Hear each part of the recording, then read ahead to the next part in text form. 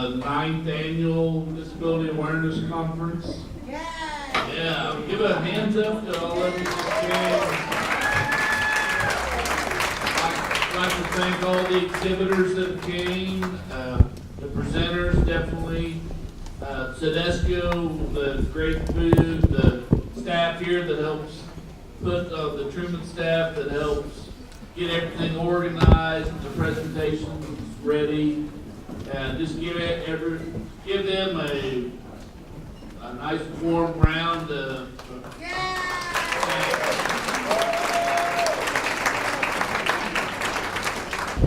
now I would like to introduce what we've been waiting for, the Cardinal Cowboy. Welcome.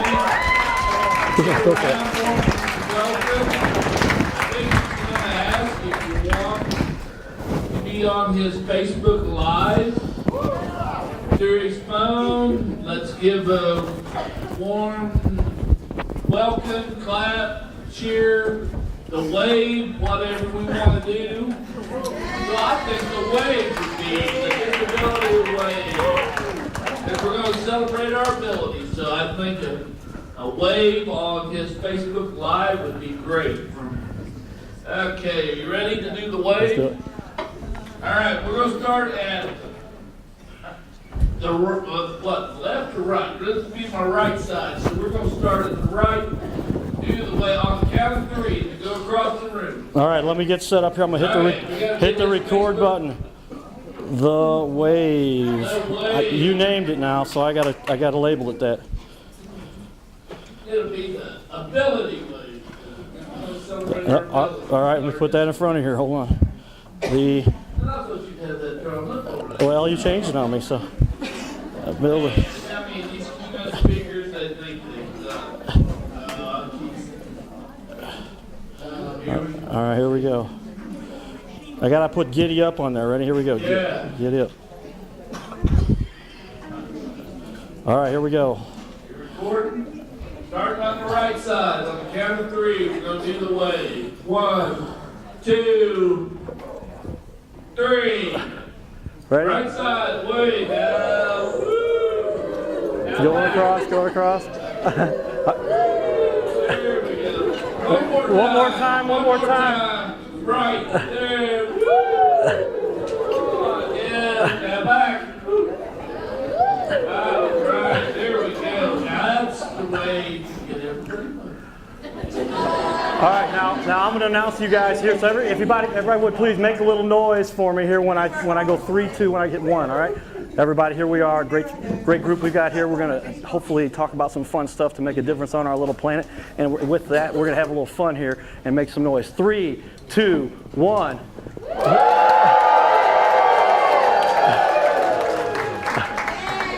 All right, we got about 1 million viewers, I think there. Maybe two. All right, thank you. Chuck, give it up for Chuck. Everybody, give Chuck a...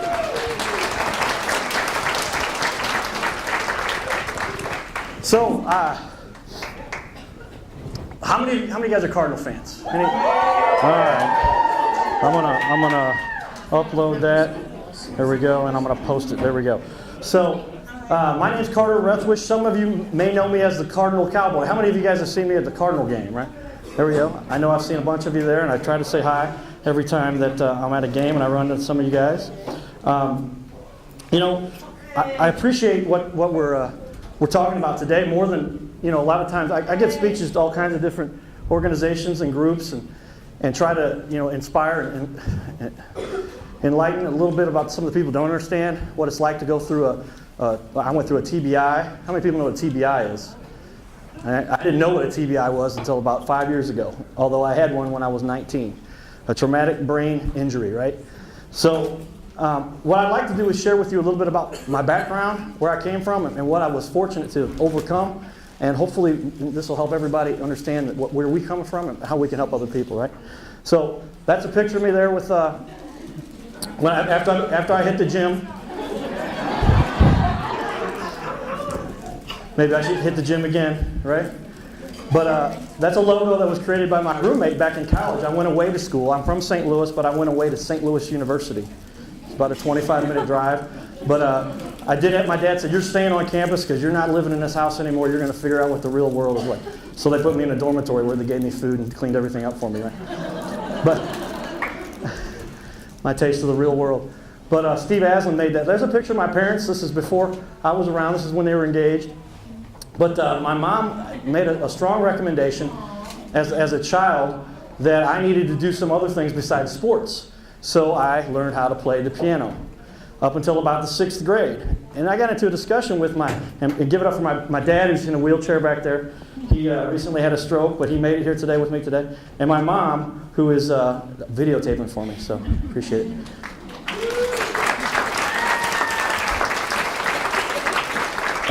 And so my dad and my mom said, look, you need to take piano lessons. And I said, no, I don't. My dad said, yes, you do. My mom said, yes, you do. And I said, no, I don't. My dad said, you need something, actually my mom said, you need something that rubs you the wrong way. You need to understand what life is really about. You need something that doesn't always make life easy for you. And I said, Mom, I don't need piano lessons for that. I've got you. And my mom was the one that kept me in line. And when you're young, you don't appreciate that. As you get older, you really appreciate that, because as I stayed out of trouble, I saw a lot of my friends that I grew up with who didn't have a mom, apparently, that looked out for them like mine did. They got in trouble. So, but I didn't have to take piano lessons after about the 6th grade. And now I don't know how to play. It's kind of sad. I'll learn again someday. But you can see I started wearing the baseball and football stuff. There's the original St. Louis Cardinal Cowboy hat. So how many people have seen this kind of a hat around?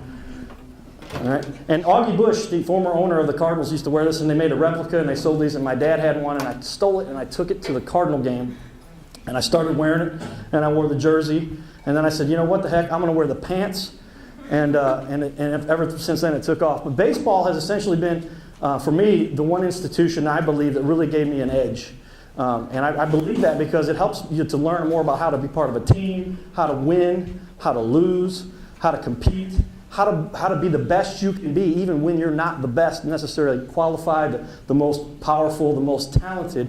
But if you're willing to work hard and you're willing to never give up, it's really amazing what you can accomplish. So we won the 1990 Midwest Champions, regional champs, you see. So we finished as one of the top 6 or so teams in the country the year that we won that title my senior year in high school. That same team, I was very fortunate to have been selected as the most valuable player for that team. And as I got older, this award became more exciting for me, because how many people are familiar with a guy by the name of David Freese? Anybody know David Freese? Ryan Howard, who just recently retired. He's still playing a little ball, but both of these two guys, Kyle McClellan, Ryan Howard and David Freese, and I talked to David Freese personally. I said, did you also win the most valuable player for your team? And he said, yeah, I did. Now, he won it for the league. Also, I won it for my team, and that puts me in the contest to win it for the league. The guy who won it for the league is on the far left there, and that's a guy by the name of Brian Rupp. Somebody just see the Washington Nationals just got knocked out by the Cubs, right?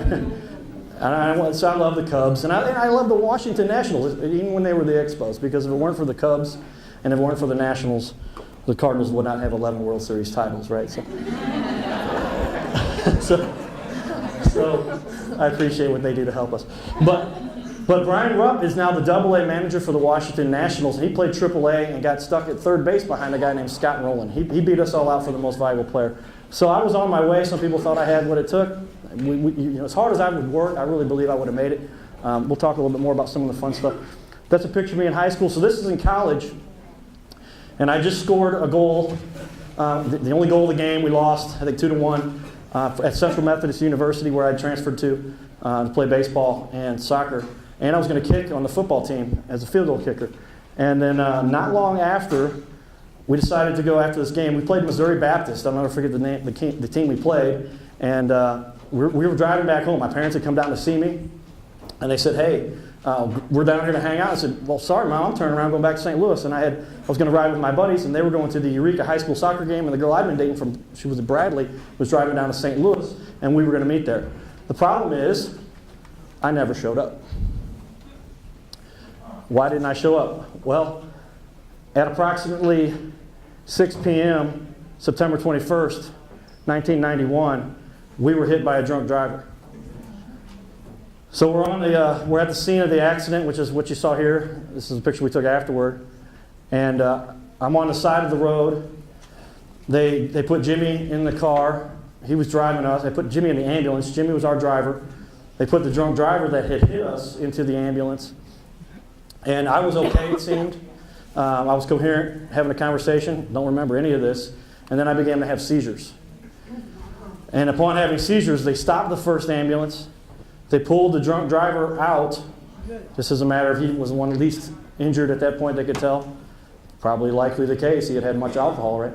So they put me in, and they said, had I not made that first trip, I wouldn't be here today. So I'm here for a reason, right?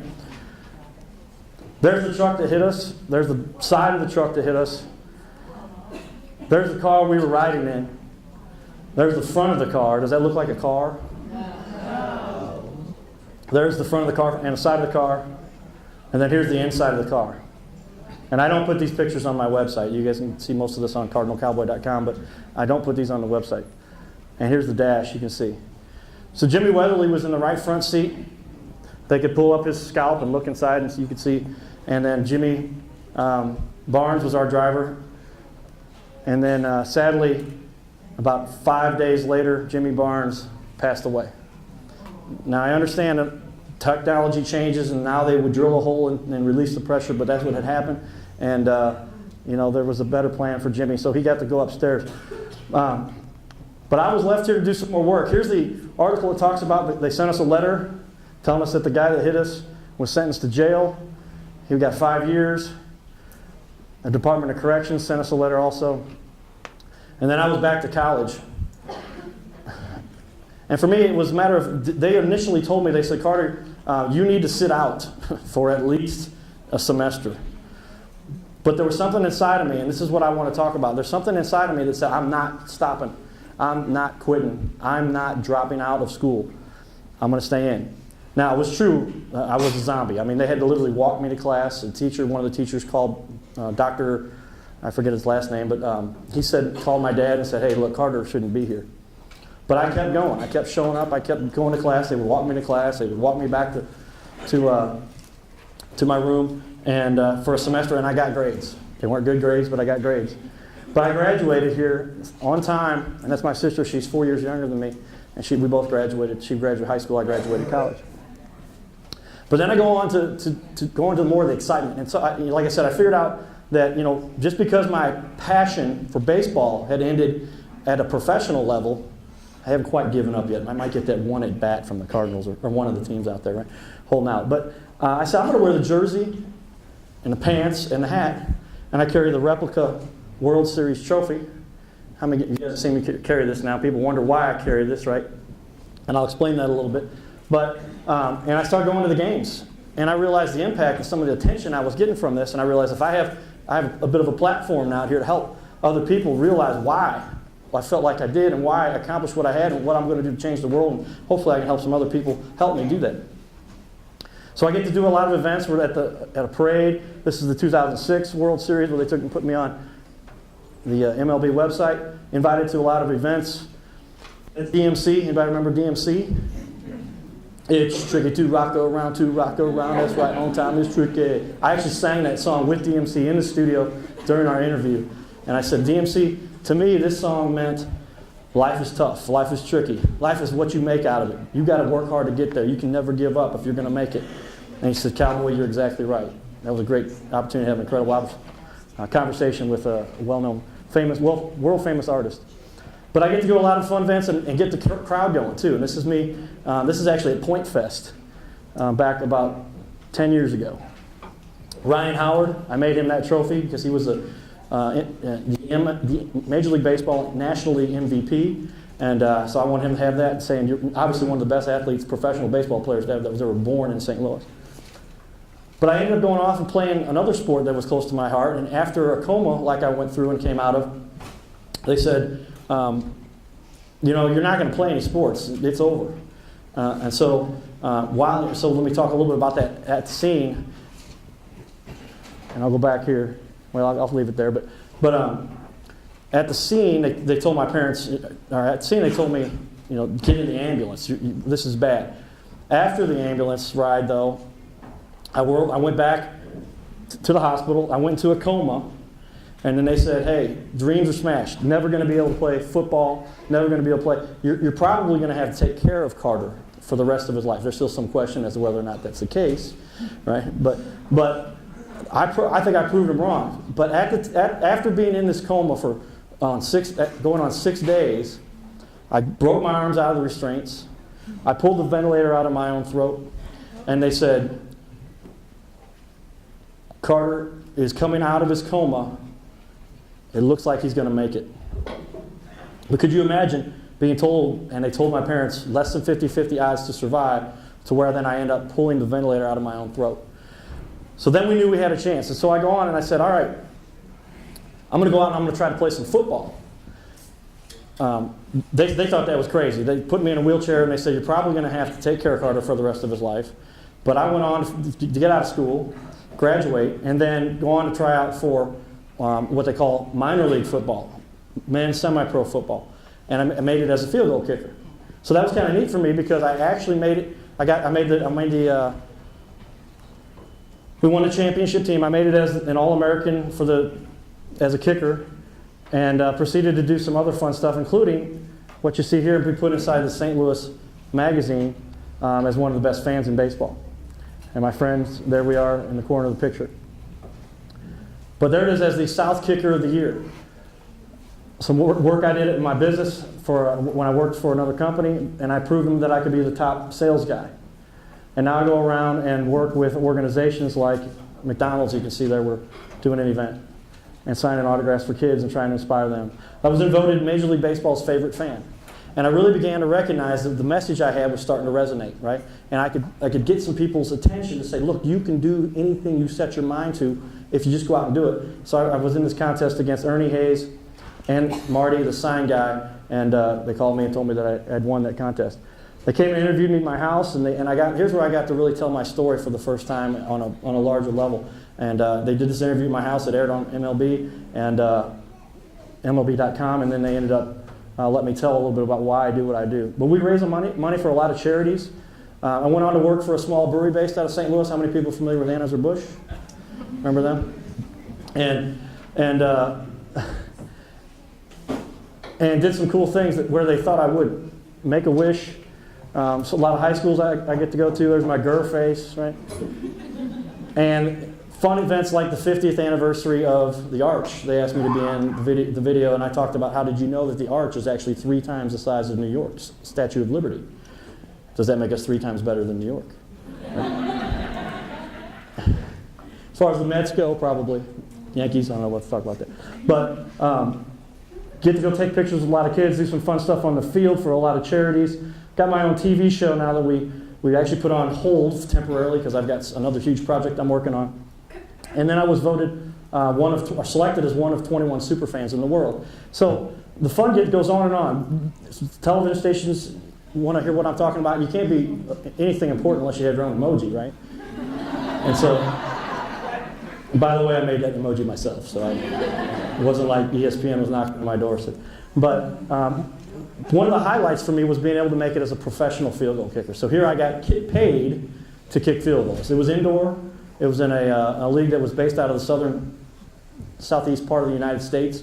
And when I finally made it back after my recovery as a professional field goal kicker, getting paid to do so, then I feel like I'd really accomplished something to prove all the doctors and the experts wrong that told me what I was not going to be able to do.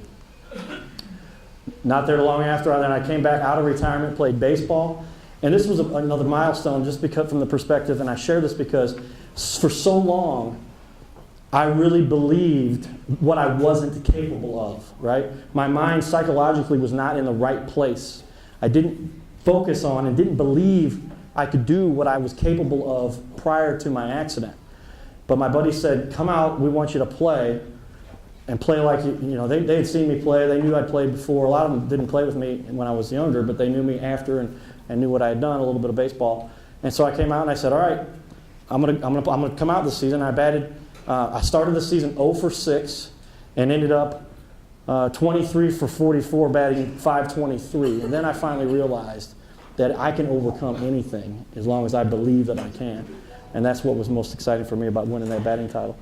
I was given an award for helping youth sports. Kerry Robinson, who I was talking to actually this morning. Kerry is a former Cardinal, and Kerry and I had some great stories. He talks about, man, Brian Rupp was good, but if you were a middle infielder or an outfielder and batting power wasn't as much of a requirement for that position, good chance you might have made it. That was kind of exciting to hear from a guy like Kerry Robinson. But I get to go give speeches around the country now, mostly around the Midwest. But I've been around a lot of other places around the world, just trying to share the message. But this one was exciting because there was a kid who had had a stroke, and he was 19.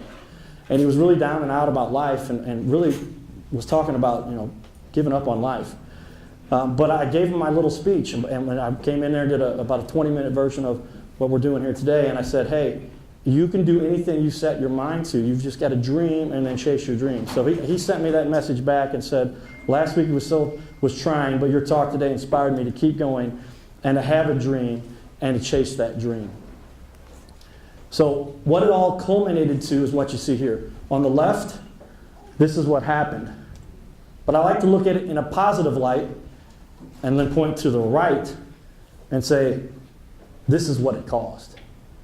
And here we have the opportunity now to inspire and encourage and work with all kinds of people who have been through a situation maybe as bad as mine, maybe worse, maybe not quite as bad as mine. And what's interesting is a lot of people who go through things that aren't nearly as bad as what I went through, and they're willing to give up on life and feel like they can't accomplish whatever it is. So that's where I get into some very specific notes, and so I cheat and I write them down on my cell phone. But I'm going to share with you a little bit some of the things that I think are core to what it is that helped me get through what I came through here and to make it and prove the experts wrong. So with that, let's talk about some of the key elements. All right, and the first one I think is most important, and this is one that was really difficult for me because I was in a coma. I came out of it, and my parents are being told by doctors and experts that they're going to have to take care of me for the rest of my life, that my expectations should be lowered, that I should kind of just give up on some of the dreams that I have. Now, how many people here really think that that's anything that should be told to anybody? Right?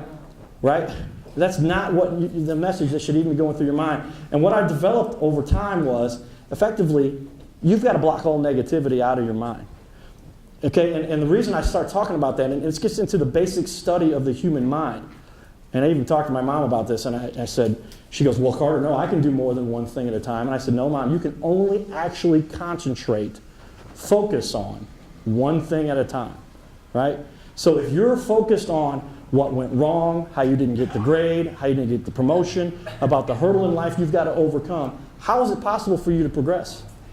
Your body, your mind can only do one thing at a time.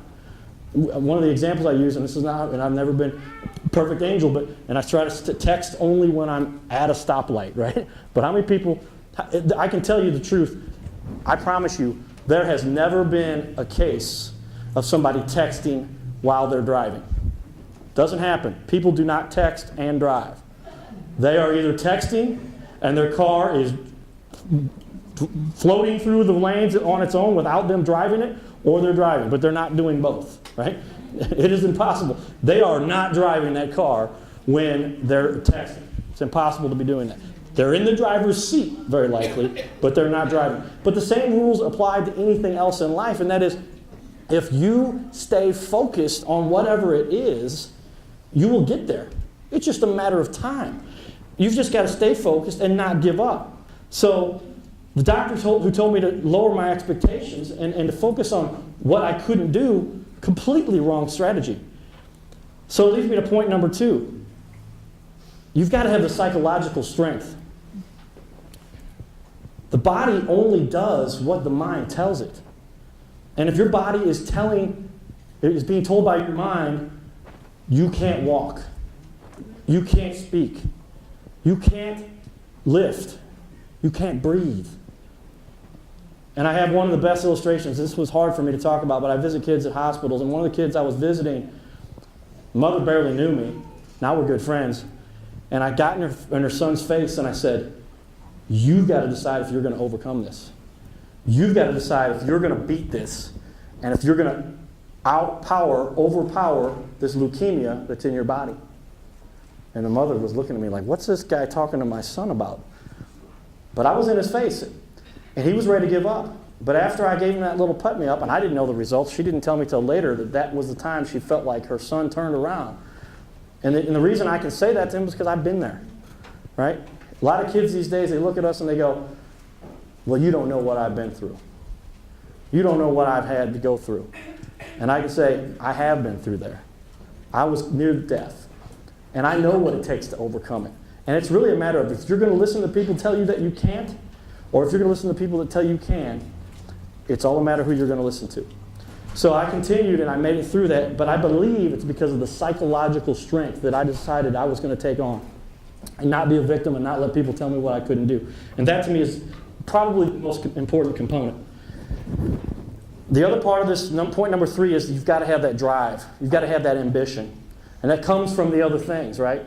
Because if you believe in yourself, you've got no negativity around you, right? You've eliminated the negativity. There's still people going to have these conversations. There's still people going to talk badly about what's going on. But if you listen to that, then fine. But it's going to take you off of your focus. If you believe you stay psychologically strong, you'll get there. But it's that drive and ambition that's going to keep you there. And you just got to keep motivating. One step after another, one step after another, one step after another. And one day, I promise you, you'll get where you want to be. And a lot of people get very frustrated about a failure. They deem it as a failure because the goal they were shooting for didn't happen. The accomplishment they were trying to accomplish didn't happen. And that's not what happened. Whatever power you want to say there is, whatever hurdle there is that you ran into, all that was to say, this is not where you're supposed to be. And I just pushed you over to where you're supposed to be. By what you saw as a failure here was only a redirection. And it pushed you to something that you're going to be better at, that's more suited for your capabilities, that you're going to be the best at, and you just got to keep going. The only way you fail, and I've proven this so many times, and not that I haven't ever failed, right? We've all failed per se. But it's those who don't get back up and keep going that truly fail. Then the body starts to shut down, and the body starts to give up because your mind is telling your body, you can't do this. Well, the body doesn't have a brain of its own. It's connected to the brain inside your skull, right? So it doesn't. The heart doesn't make its own decisions. The lungs don't make their own decisions. Your mind makes the decisions. Your heart just pumps whether it tells it to or not. If your mind says stop pumping blood, the heart stops.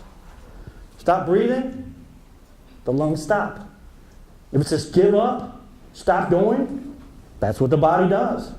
And that's so important to what we need to do because that drive and ambition is really what makes and breaks and makes the difference. So it's a matter of sticking with it. So the last piece, and this is something I've kind of come up with on my own. Come on through, you're good. The last piece, this is the part that I really feel like has helped me and I believe is true of anyone. Okay? And I don't care who it is, what level of that the doctors have diagnosed that they're at. It's a matter of all the other things we talked about, and then are you going to take your ability that has set you apart and go do something with it? You know, the truth is, everybody who has a specialty, they are really good at that specialty, right? They are really good at that specialty. But ask somebody who's a surgeon to go fix a roof, right? Ask somebody who's a professional athlete and ask them to sew the hole in your pants, right? Right? Not going to happen, right? We all have our ability that we are good at. And here's where I have an incredible advantage over everyone. And anybody else who's been through something that they talk about a disability. It's not a disability. It's a super ability. You just were given the tools and the ability to overcome something like no one else has. When I came out of my coma, they told me I was done. Had I listened to them, I would have been. But I decided not to. And then what did I prove? I proved that I can overcome a coma. I can overcome a traumatic situation that doctors had given up on me on. think about how empowering that is. Now, when I have somebody come to me and they say, oh, my dog peed on the floor, I didn't get the promotion, my girlfriend broke up with me, my husband and I aren't working out, and they want to give up on life. And I go, your dog peed on the floor? This is a crisis? Let me show you some pictures of the car I was riding in. I can overcome anything. It was really interesting. I had a company that was working with me, and we had to come to terms about what they were going to pay me for the work I was going to do. And they said, you got to take this little questionnaire. We call it a survey. I said, okay, whatever it is that you want me to take here, I'll take your questionnaire survey and hopefully I answer the questions right. He says, no, there's no right or wrong answers. You just take the survey. And I took the survey and sent it back to him, and automatically, these things you do on the web, and it went back to him. And it was like 45 minutes later, they were calling me saying, hey, we got a check here for you to pick up. Because I knew that survey was actually a matter of, we wanted to see where I was at psychologically, what my perspective was on life. And I had to answer the questions the right way. Because if I'd have come back with, well, this is kind of neat, and maybe I'll get it done, and it could work. But it wasn't like that, the way I answered the questions. And I didn't know exactly what the questions were and why they were worded the way they were. I just knew that I was going to keep giving it every answer I knew to get it done. And so they finally came back to me a few weeks later, and they said, we're excited, man. This thing's going well. You're doing great. But let's tell you a little bit about what we found out about this survey. This survey told us essentially, Carter, you're willing to run through a brick wall. You're willing to do whatever it takes to get it done. There is nothing going to stop you. You will run through the wall, you will run around the wall, you will break down the wall, but you're going to get through that wall. And that's why we decided to work with you. And I don't think I have any special ability. As a matter of fact, I know I don't. Every single person is born with this ability, except we're beaten down and told by so many different people what we can't do, what we're not going to be capable of, how we're not good enough, what we're not going to be able to accomplish. And the problem is, the only problem is, some people listen to it. And I got to say to you, why? Why would you listen to somebody who you know doesn't have the right to even tell you that? They're telling you that to try to get up on you, to make themselves feel more powerful over you. And you look at them and say, what have they accomplished? And the people you'll notice that are the most accomplished, they don't talk to people like that. They don't tell people those kinds of things. They encourage other people to do what they can. And that's why I've been very fortunate to have the guidance and some of the people that put me in that kind of situation to overcome these kinds of hurdles. So I looked up the definition of power, all right? And the definition of power is the ability to do something or act in a particular way, especially as a faculty or quality. The power of speech, right?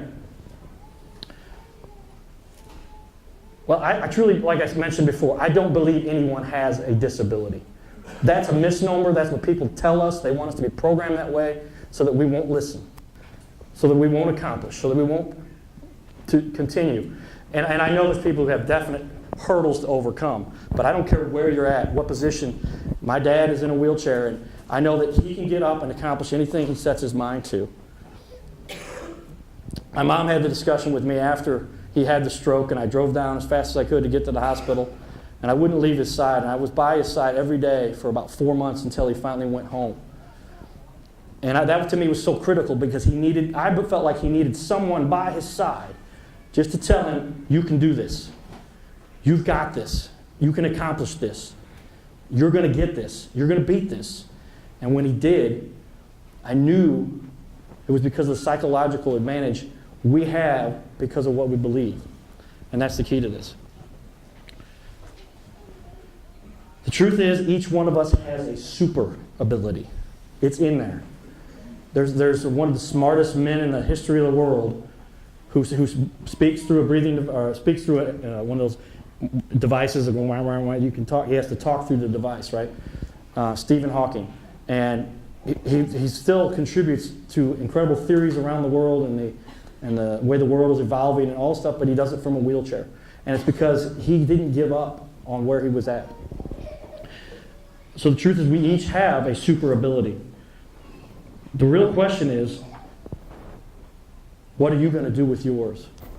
We all have that ability to take our power, our ability, and to inspire, and to change lives, and to change the world. The question is, are you going to do it? And like I said, the most important thing for me is for everyone to believe that no matter what place they are in life, they can contribute. And when they do, and they feel like they've given a little bit, that inspires them a little bit more.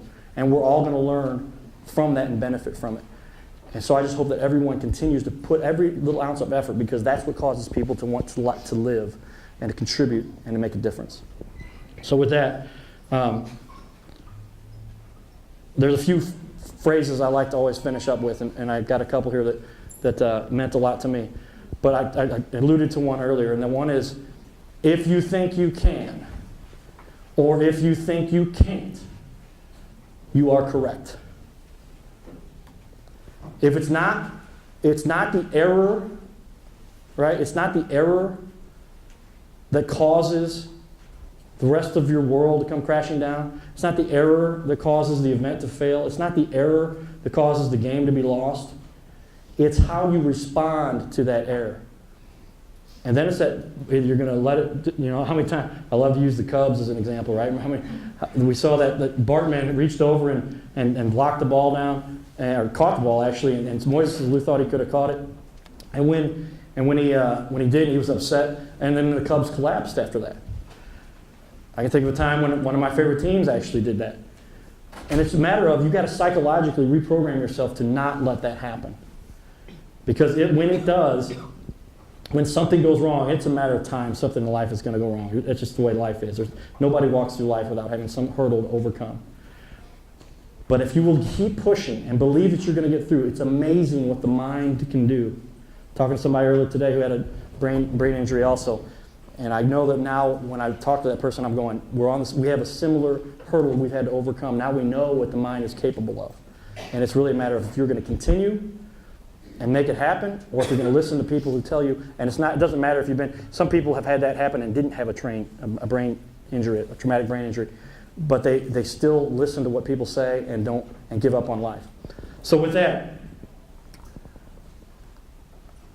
this is the card I hand out to kids and adults, just to give that little bitty push. And right there you can see my slogan. It says, dream and then chase your dreams. So with that, I would like to induct you guys into the Cardinal Cowboy Club. Is everybody with me? All right. All right. To be in the Cardinal Cowboy Club, you have to take the Cardinal Cowboy Club pledge. All right? And I've got this pretty well memorized, and it doesn't matter if I get it perfect right, as long as this matters that I keep going. So here we go. If you would, so please raise your right hand. Got everybody? Cool. Everybody wants to be in the club. Here we go. I promise to dream. And always, always chase my dreams. And to never, ever stop chasing my dreams. And also help others to chase their dreams. You guys are now members of the Cardinal Cowboy Club.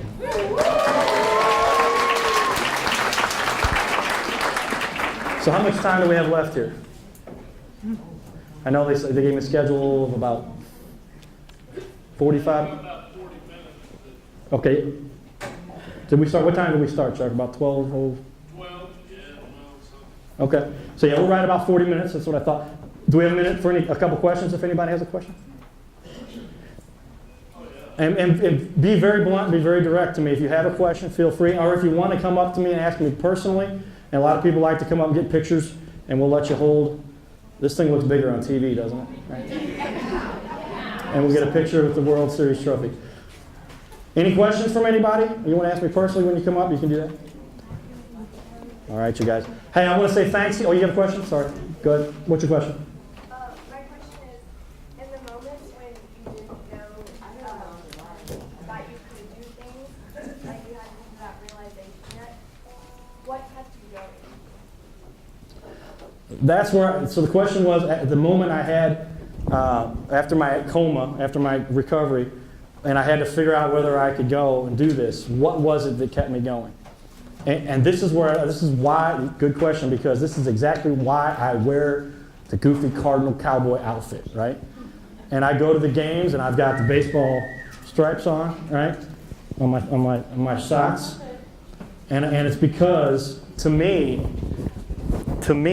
baseball was the thing for me that gave me that drive to excel, that kept me pumped up, that had led me to believe that where I wasn't always the fastest, the strongest, the most talented, if I worked harder and I would just go after it, I could be a champion. And we won championships, and I was the most valuable player for that team along the process. But I didn't really ever believe. I mean, you ask some of the guys on my team, they were like, "Yeah, Carter was, he wasn't very big, he wasn't very strong, he wasn't very fast, but I was the most valuable." So at least that's what they gave me that award. So baseball, to me, I think, was what gave me the tools, gave me the ability. And if it wasn't for baseball, I don't know where I'd have ended up. And I don't think it's exclusive that it has to be baseball. I think it's got to be something that we all get involved with, and usually it's in our youth, where we decide, I want to go after that. Whether I want to be the best pianist, I want to be the best singer, I want to be the best dancer, I want to be the best football player, the best soccer player, whatever it is. And so many kids get involved in all those things and don't really try to accelerate to the top. But because that was the one thing I latched onto, and I made it. And that's what I think baseball was at, to get me there. Any other questions? Go ahead.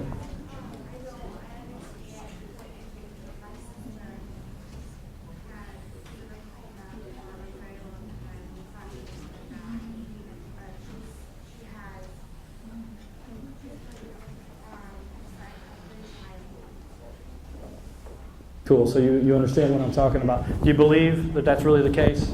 It's got to be that mental strength. So she's talking about her sister who's been in a coma and had to recover. And if you're willing to give up, that's what's going to happen. There's a recent girl, I forget her name, but she got cancer, and she really got down and out and despondent and believed that the cancer was going to kill her, and didn't respond and didn't work to beat it, and she's not here any longer. And I think it's because her body gave up. Her mind gave up. Her body gave up. I know somebody else who has cancer that's beating it. But it's because I believe her mind is telling her she can do this. A lot of people ask me, this is one of my standard lines, a lot of people ask me, how long were you in a coma? My standard answer is, I don't know. I was in a coma. How was I supposed? Somebody told you. Yes, they did. I believe it was 6 days, and on the 7th day, I rose. So. Took me longer, but so. Any other questions? Did they have to keep you in a coma? Well, yeah, this was an uninduced coma, from what I understand, and because I talked to them, nobody told me specifically, but they shot me with a drug called Dilantin back in the day, and now apparently they've replaced that drug. But they said, I asked the guy, I said, does that cause you to go into a coma? And they said, no. If you're going into a coma, you're going into a coma. I was talking to a paramedic who administers that. My nephew was in a car wreck a few years ago, and they actually had to keep him in the coma because they had to keep his body. Yeah, there's a lot of times they will induce a coma so that the body can recover from what it is and then bring you out of it when they feel it's appropriate. I wasn't having it. I pulled the ventilator out of my own throat. I understand they have a bulb. I didn't know this until a few years ago. There's a bulb that blow up inside your throat so that you can't pull it out. Yeah, see these muscles? You know, see what I'm talking about? But I pulled it out. I got my arms out of the restraints first. I got some nurses back here. Do they tie your arms down first, right? You're tied to the gurney with straps, right? Broke out of that. See? And then I pulled the ventilator out of my own throat with the bulb down my throat. They said it's also damaging sometimes. That maybe that's why sometimes. But I made it. I appreciate it. Yeah. One more. Go ahead.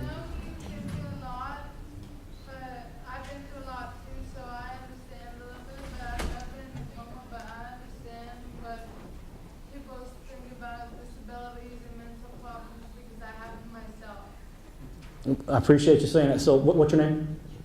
Brianna talked about how she's been in a similar situation and have a lot, and people tell her that you have a disability, right? And that's why I say it's all about what you mentally think about it. And I hate the fact that who even talks about things like that? It's a super ability. And why is it a super ability? It's because you've gone through something that, Brianna, haven't you gone through something now that you can say very few people have been able to accomplish and overcome what you overcame? Yes. There you go. Don't make me cry. Give it up for Brianna.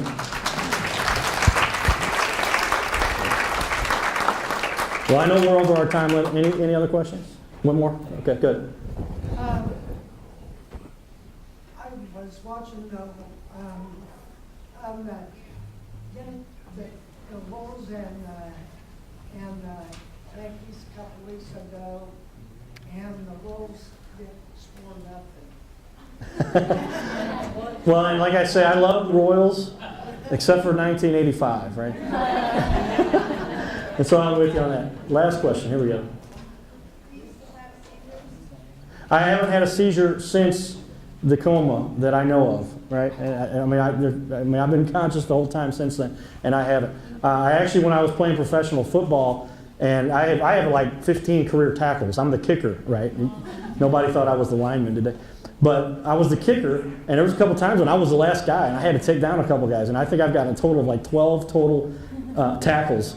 But I later talked to another neuropsychologist, neurosurgeon, brain doctor, and he said, do you realize how kind of crazy that is for you? But I had to take a physical and do all that.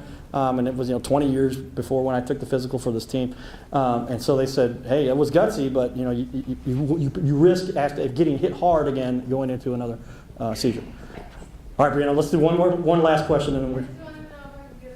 Absolutely. So that's a great question. That leads in what we got here. If you guys, please, you're welcome to come up here, and we'll line up here, and we'll get pictures, and I'll put you on my website. But one more thing before we do that, I want to say thank you to you guys. If it weren't for you guys, I wouldn't be able to help spread my word and what we're trying to do to inspire as many people as we can. So again, thank you guys for letting me come up here. Thanks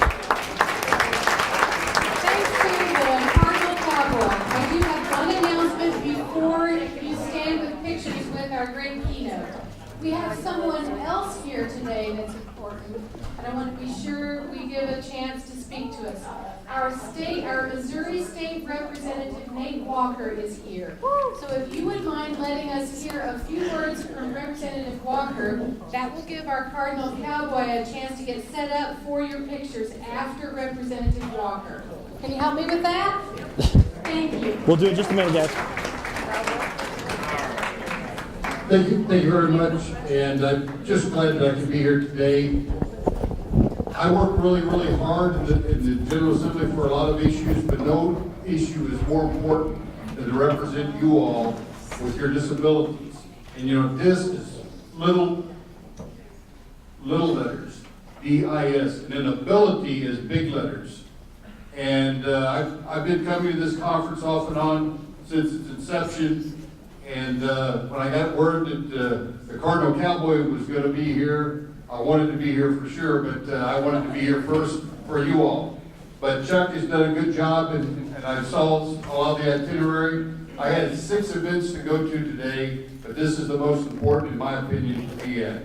And a lot of you come to the state capitol, a lot of you know me very well, and I appreciate that. I appreciate all the things that you're doing to be successful and to have positive attitudes.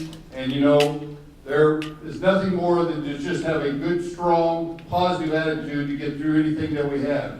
And we all have challenges in our lives. But thank you all for letting me have the opportunity to address you. And here's to the Cowboy Cardinal Cowboy. Yeah. Keep it up. Thanks, you guys. Come on up then if you guys would like to get a picture with me. I'd like to get one too. Absolutely.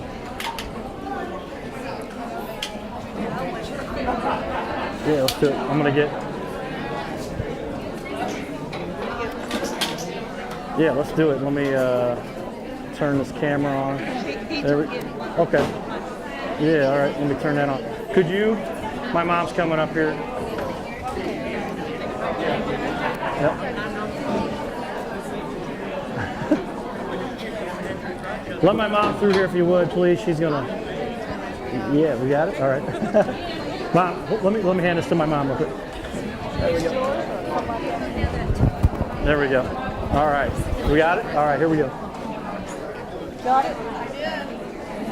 I got it. Right here. Yeah. Mom, come around. Let my mom through here, please. Thank you. Thank you. Keep it up. What's your name? Holly, give me 5. Good job.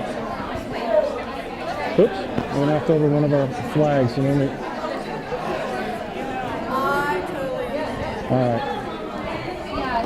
There we go.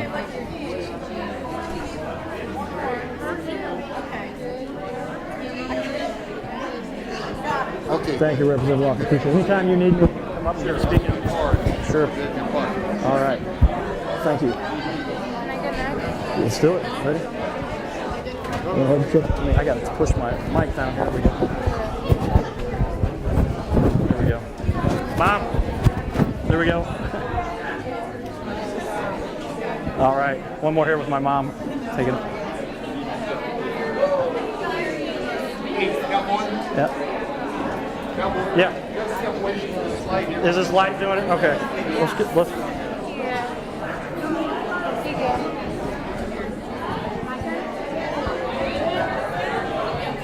Oh, I got you. Right there. All right. Can you get it, Mommy? Just hit one right now. I want to see the flash. No flash?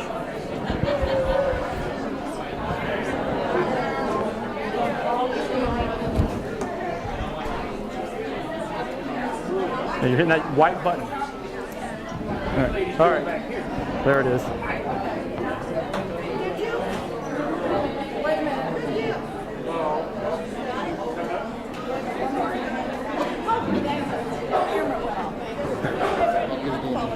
No problem.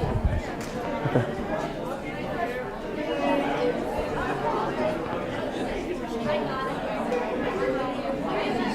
Hit the home button. Let me help you out there. Hit your home button, it'll take you back to the... I really admire this. Is that all right? All right, thank you. I told you earlier I had the head injury, but mine wasn't diagnosed. Oh, that's crazy. There we go.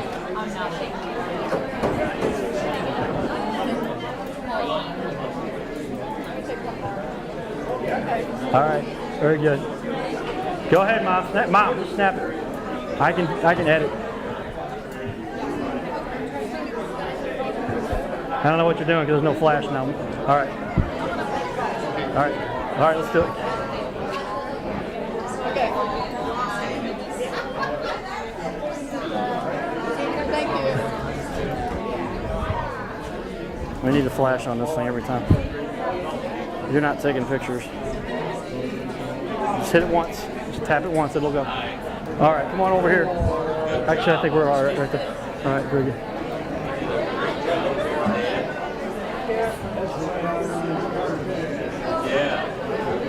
Is he going? All right.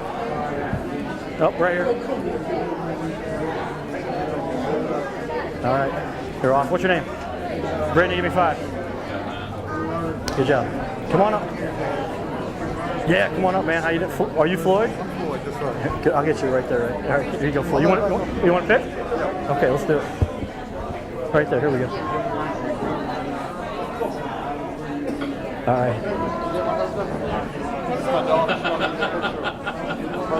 Hey, let's do it. Let's do it right here.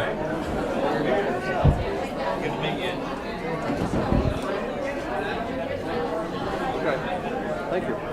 Yeah, all right. One more. What was your name? Oh, give me 5, Elizabeth. Good work. Floyd, good job. Let's do it. Nicole, come on over here. Let's get a pic. You got it? Let me straighten up my trophy. There we go. All right, here we go. Awesome. Thank you, Nicole. Give me a high 5. Good job. Come on. There he is. There's my buddy from earlier. What's your name? Bella.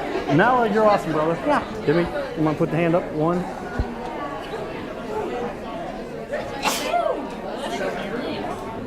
There we go. All Good job. right. Give me some knuckles. Give me some love. Good work, brother. How you doing? What's your name? Jeremiah. Jeremiah. Good to meet you, brother.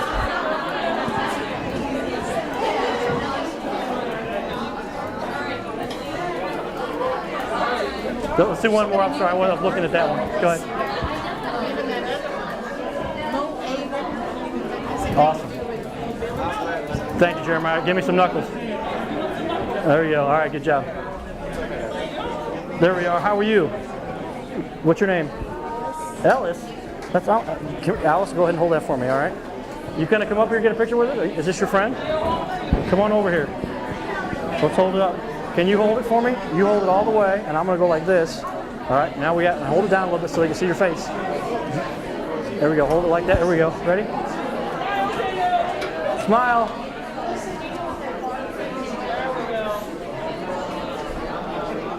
Awesome. You guys are great. Thank you guys. What's your name? Jail. Give me some knuckles. Good job, brother. All right. Good job, Alice. Give me some knuckles. Keep it up, all right? Good to see you. What's your name? Robert Johnson. Robert, how are you going? All right. Broke off one of the flags in our transport.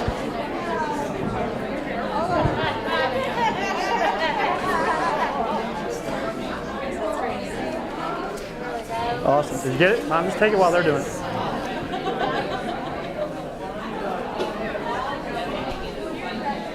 Okay. Very good, man. Give me some knuckles, Robert. Good work. You like that? Hey, by the way, I forgot to tell you guys, these rings are not fake. These are 100% Cuban zirconia. Right? And I carry this trophy because we want to be associated with champions, right? There you go. You got it? This is my full-blooded albino red. Wow, that's pretty cool. Ready?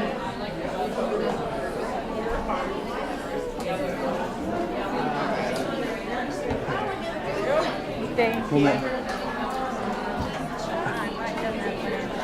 Okay, you're awesome. What's your name? Shirley, give me some knuckles. You're awesome. What's that? We'll have them? Yeah, do that. And tell everybody, get a hold of me on Cardinal Cowboy, on Cardinal Cowboy on Facebook. Have you guys? Let me see. Hello. And by the way, guys, if you guys want to get a hold of me as the Cardinal Cowboy, pretty easy to get a hold of me through Facebook, Cardinal Cowboy. All right, send me a message. I want to hear messages from you guys. Like my page if you would, so we can keep spreading the world, and like and send me a message on there. Tell me what you thought about what we were talking about today. Cardinal Cowboy on Facebook. Cardinal Cowboy on Facebook. Giddy up.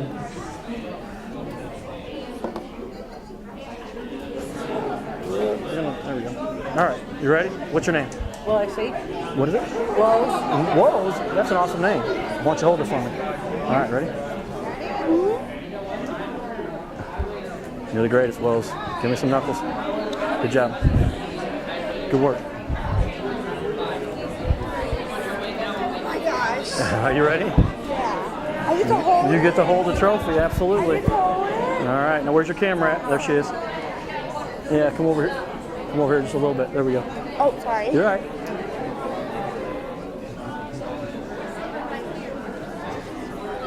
Awesome. What's your? Autograph? Yeah. What's your? What's my name? Caitlin. Caitlin? How you spell that?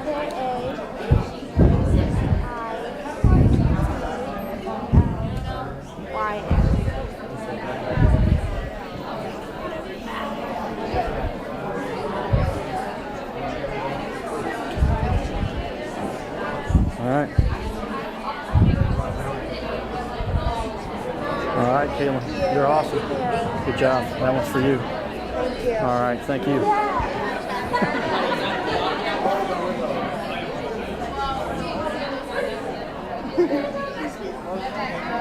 All right, you get to hold the trophy. Oh, okay. A little bit more this way, sorry. Okay.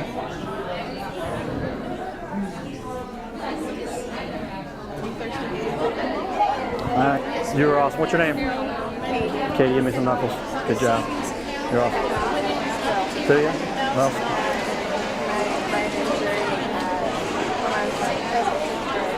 Really? Wow. Well, you've done well. You've done well to come through. Someone signed in this for Joyce. Yeah, sure. She is Is she? Okay. absolutely huge. All right. Joyce? Yeah. Joyce? C-E? Joyce. C.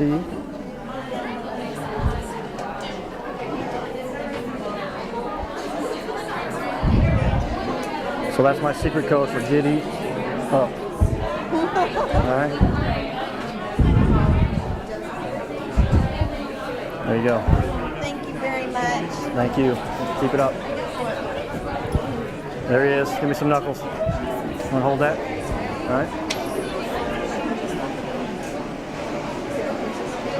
All right. You're awesome. All right, brother. Keep it up. What's your name again? No, that's right. All right, no, good work. How are you? You want to hold the trophy? Let's do it. Why don't we scoot over here a little bit so they can... All right, ready? Well, Jax, what section do you want? There, she got you too. Thank you, Liz. Awesome. Amy? Debbie, give me some knuckles, Debbie. There you go. Good work. That's good luck to you.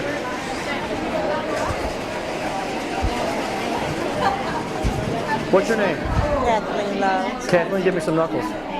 All right, hold down there for me. Oops, we gotta fix her. Small, big ball. All right, there she is right there. So Joanne and Brianna. There you go.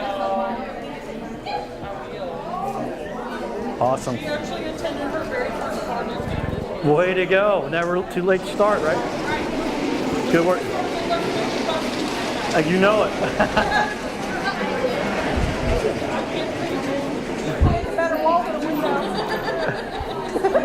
Kathleen, good job. Giddy up. What's your name? Kim. Kim, all right, let's do it. You got it? Yes. All right, did you get it? All right. All right. Thank you. You're awesome. Kim, you gotta give me knuckles. All right, good job. All right, doesn't hurt.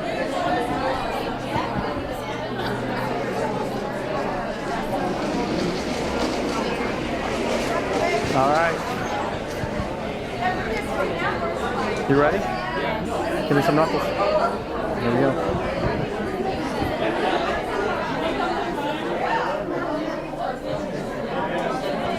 You're awesome. What's your name? JL. Change the world. Ready? One Cardinal fan. Well, you know a lot more about the Cardinals than I do, probably. What's your name? Mike Adai. Mike? Yeah. Mike, you're awesome, brother. You ready to get a picture here? Let's do it. I'm a big Cardinal fan. I was Anthony and everybody. You're awesome. But they kept the lead. Good work. Give me some knuckles one more time. Keep up the good work. Get a hold of me on Facebook, okay? Seriously, this is how they're going to lose and what he's going to love it. There he is. You got me?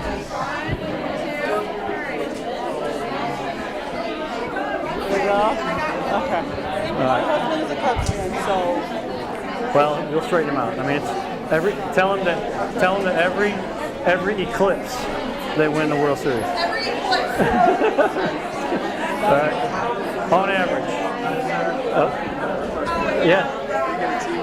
Yeah, let's do it. Oh, let's do it. Are you part of the support group that helps? I guess. Okay.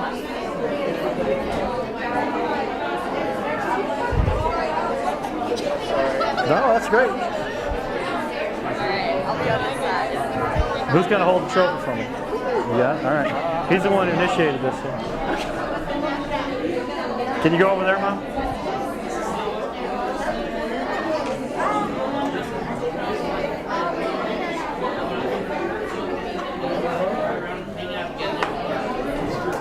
Did you get it? Well, let them check it real quick. Oh, good job. Hey, somebody better tag me on that Cardinal Cowboy. All right. Thanks, man. What's your name? Thank you, Andrew. Appreciate it. Thanks, you guys. Appreciate it. I need your autograph. Let's do it. How many do you need? 2? Okay. Because I can only do 40. Huh? I'm just joking. I'll do as many as you need. What's your name? Bobby at this I. B-O-B-B-I? Yeah. 2 B's? Yes.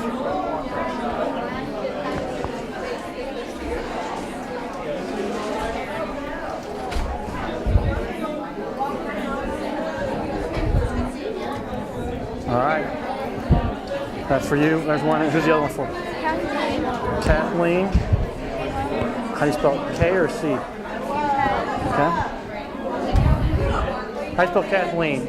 K-A-T-H. Well, she does it with a K though. Yeah, she me and her did an interview at like. Leen? Leen.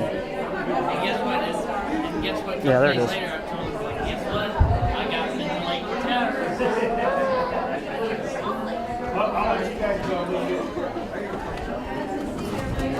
All right, there's two of them. Try and keep Is that all you need? Yeah. Okay, there you go. Let's get a picture. Ready? Next month. Yeah. Yeah, I got a problem coming. All right, there's your pen back. You're the greatest. Mom, did you get one of that? Okay, cool. Awesome.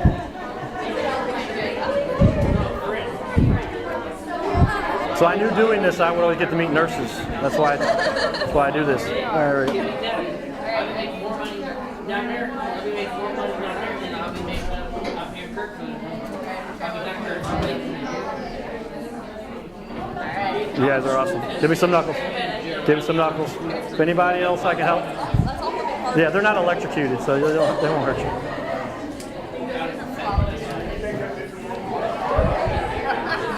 Giddy up, brother. What's your name? How you doing? Doing all right. What's your name?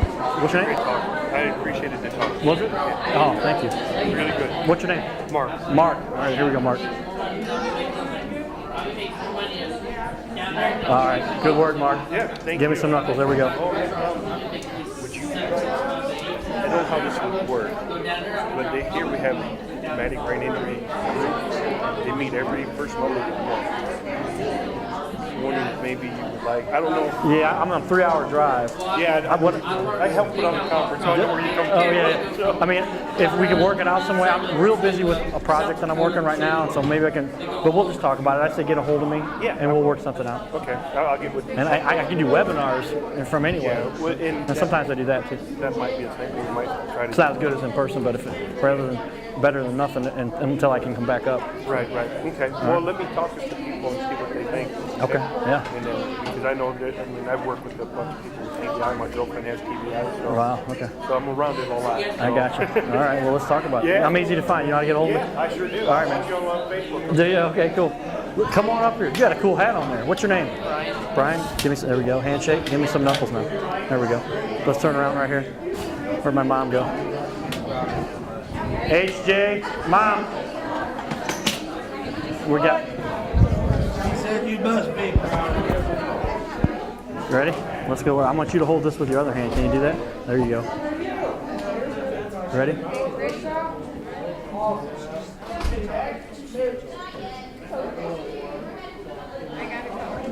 Let my mom take one more of us here. Awesome.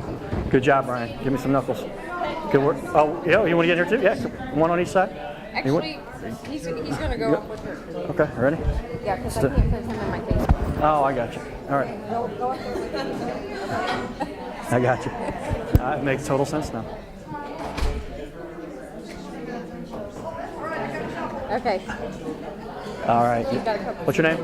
Carol, you're awesome. Thanks, Carol. Yeah, let's do it. Oh, wow, we got the whole... Holly, Brittany, and Mitzi. I was going to ask your name earlier, Mitzi. I didn't get. I'll stand in between you two. Is that right? Or right over here. Let me sneak in between you here. Give me a little bit of room right here. There we go, like that. And now I'll go like.